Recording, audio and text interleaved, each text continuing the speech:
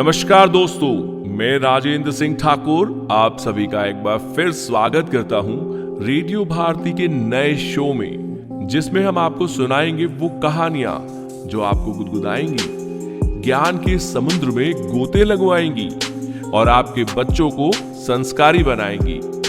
तो शुरू करते हैं अकबर बीरबल की वो कहानियां जो मजेदार है, चतुराई और हाजिर जवाबी के लिए जानी जाती हैं। कहानी का शीर्षक है बीरबल और जादुई गधे की कहानी। एक समय की बात है, बादशाह अकबर ने अपने बेगम के जन्मदिन के लिए बहुत ही खूबसूरत और बेशकीमती हार बनवाया था। जब जन्मदिन आया तो बादशाह अकबर ने वह हार अपनी बेगम को तोहफे में दे दिया, जो उनकी बेगम को बहुत पसंद आया। अगली रात बेगम साहिबा ने वह हार गले से उतार कर एक संदूक में रख दिया। जब इस बात को कई दिन गुजर गए तो एक दिन बेगम साहिबा ने हार पहनने के लिए संदूक खोला, लेकिन हार कहीं नहीं मिला। इससे वह बहुत उदास हो गई और इस बारे में बादशाह अकबर को बताया। इस बारे में पता चलते ही बादशाह अकबर ने अपने सैनिकों को हार ढूंढने का आदेश दिया, लेकिन हार कहीं नहीं मिला। इससे अकबर को यकीन हो गया कि बेगम का हार चोरी हो गया है। फिर अकबर ने बीरबल को महल में आने के लिए बुलाया। जब बीरबल आए तो अकबर ने सारी बात बताई और हार को खोज निकालने की जिम्मेदारी उसे सौंप दी। बीरबल ने समय व्यर्थ किए बिना ही राजमहल में काम करने वाले सभी लोगों को दरबार में आने के लिए संदेशा भिजवाया। थोड़ी ही देर में दरबार लग गया। दरबार में अकबर और बेगम सहित सभी काम करने वाले हाजिर थे, लेकिन बीरबल दरबार में नहीं था। सभी बीरबल का इंतजार कर ही रहे थे कि तभी बीरबल एक गधा लेकर राज दरबार में पहुंच जाता है।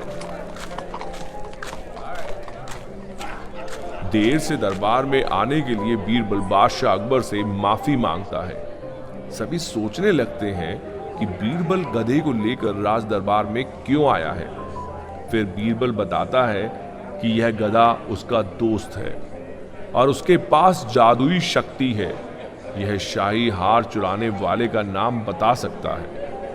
इसके बाद बीरबल जादुई गधे को सबसे नजदीक वाले कमरे में ले जाकर बांध देता है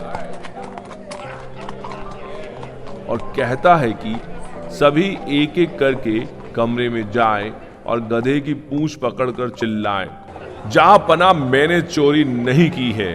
साथ ही बीरबल कहता है कि आप सभी की आवाज दरबार तक आनी चाहिए।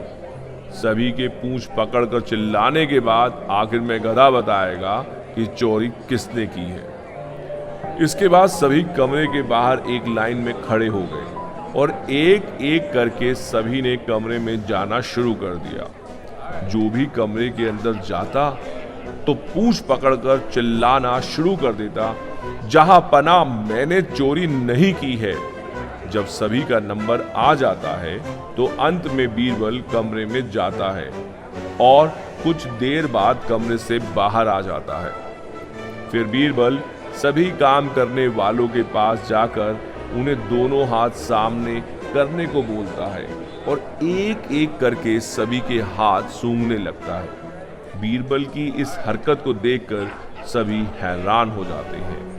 ऐसे ही सूंघते सूंघते एक काम करने वाले का हाथ पकड़कर बीरबल जोर से बोलता है, जहां पना इसने चोरी की है।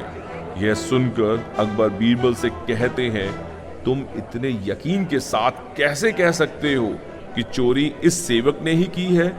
क्या तुम्हें जादुई गधे ने इसका नाम बताया है? तब बीरबल बोलता है, जहां पना यह गधा जादुई नहीं है। यह बाकी गधों की तरह साधारण ही है। बस मैंने इस गधे की पूंछ पर एक खास तरह का इत्र लगाया है। सभी सेवकों ने गधे की पूंछ को पकड़ा, बस इस चोर को छोड़कर। इसलिए इसके हाथ से इत्र की खुशबू नहीं आ रही है। फिर चोर को पकड़ लिया गया। और उससे चोरी के सभी सामान के साथ ही बेगम का हार भी बरामद कर लिया गया। बीरबल की इस अक्लमंदी की सभी ने सराहना की और बेगम ने खुश होकर बादशाह अकबर से उसे उपहार भी दिलवाया। कहानी से सीख। इस कहानी से हमें यह सीख मिलती है कि बुरे काम को कितना भी छुपाने की कोशिश करो, एक दिन सबको पता चल ही जाता है, इसलिए बुरा काम नहीं करना चाहिए। अगर आपको हमारी ये कहानी पसंद आई हो तो इसे लाइक, शेयर और सब्सक्राइब जरूर करें। आप कोई भी सुझाव देना चाहते हैं तो कमेंट सेक्शन में आकर जरूर लिखें, क्योंकि आपके सुझाव हमारे लिए बहुत कीमती हैं। तो अगली बार फिर मुलाकात होगी एक नई कहानी के साथ। तब तक के लिए मैं आपसे विदा चाहूंगा इस वादे के साथ कि आप बने रहेंगे रेडियो भारती के साथ।